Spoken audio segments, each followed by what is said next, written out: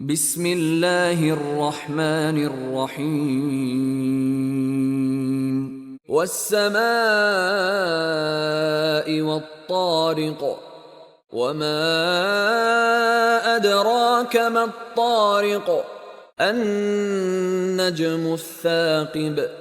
إن كل نفس لما عليها حافظ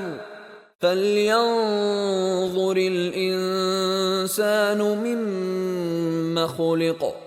خلق من ماء دافق يخرج من بين الصلب والترائب إنه على رجعه لقادر يوم تبلى السرائر فما له من قوة ولا ناصر والسماء ذات الرجع